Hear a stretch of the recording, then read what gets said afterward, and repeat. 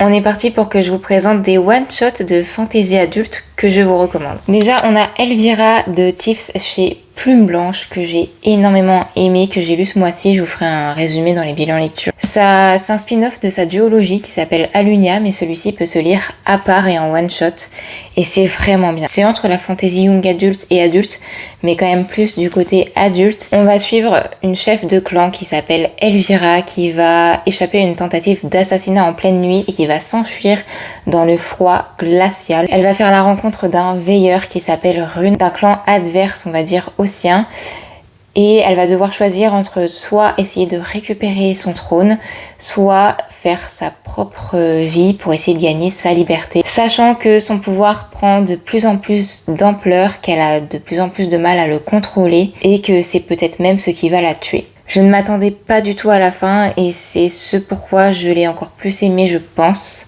Ça m'a bouleversée. J'ai pleuré, mais j'ai beaucoup aimé, c'est très fluide. Voilà pourquoi je le recommande en tant que one-shot de fantasy adulte. Surtout cet été, avec la canicule et tout ça, un petit froid glacial, ça peut faire que du bien. Ensuite, il y a très longtemps, j'avais lu La promise au visage de fleurs de Roshani Chokshi chez Sabran et j'avais beaucoup aimé. C'est très bizarre parce que les 50 premières pages de ce livre, je me suis dit, je vais DNF. J'aime pas. Et au final, je crois que ça a été un coup de cœur ou presque un coup de cœur. Vraiment, j'ai beaucoup aimé. C'est très très poétique. Pour la faire courte, on va suivre un fiancé et il n'a pas de prénom. Tout le long du roman, on l'appelle le fiancé. Donc, qui est fiancé à une femme et qui va se rendre dans sa demeure d'enfance, si je me trompe pas.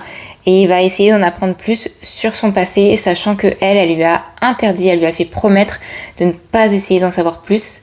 Mais du coup, il va peut-être rompre cette promesse pour découvrir des choses sur le passé de sa fiancée. Et voilà, je vous en dis pas plus, mais c'est hyper poétique, c'est très bien écrit, c'est très beau. Je m'attendais à la fin, donc j'ai pas été surprise, mais même en sachant le plot twist de fin, c'est une lecture que j'ai vraiment beaucoup aimée. Il faut pas s'attarder sur les 50 premières pages où on se dit mais what the fuck, qu'est-ce qui se passe? Il faut vraiment continuer et c'est trop bien. Au bout d'un moment, ça devient hyper addictif, on peut plus lâcher le livre jusqu'à avoir la fin.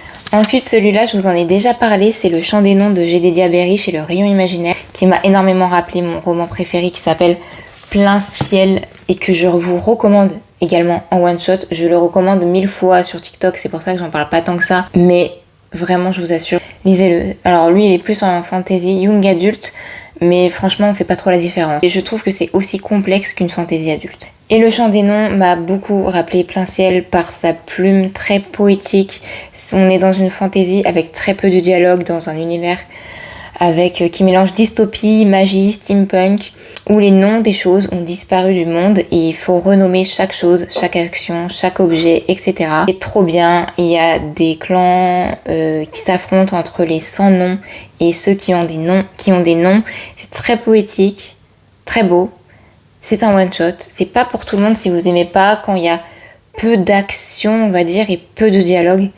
Parce que là-dedans, c'est vraiment beaucoup ça. Il y a très très peu de dialogue, de la description et de l'action, mais de manière très poétique. Donc ça prend son temps.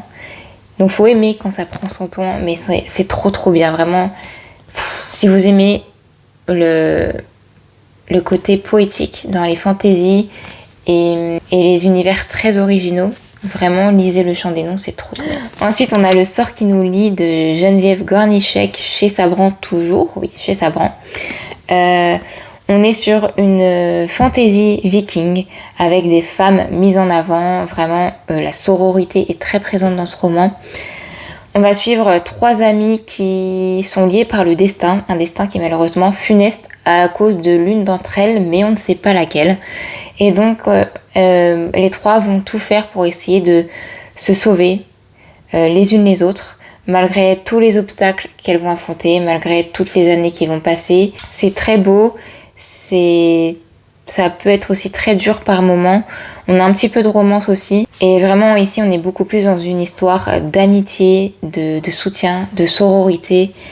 Et c'est trop bien. Pour une fois qu'il y a une fantasy viking qui parle plus d'amitié que d'amour. Vraiment, ça fait plaisir. Et enfin, Le Golem de pierre de Claire Crust film Nemos dont j'ai déjà parlé je crois sur cette chaîne. Fantasy adulte, mais je trouve qu'il est très très bien pour commencer la fantasy adulte. Avec une histoire de jumeaux qui finissent par être séparés, enfin de faux jumeaux qui finissent par être séparés par quelque chose qui s'est passé et ils vont essayer de se retrouver. Et on est sur une histoire de vengeance, d'amitié, d'amour et de politique aussi, de territoire.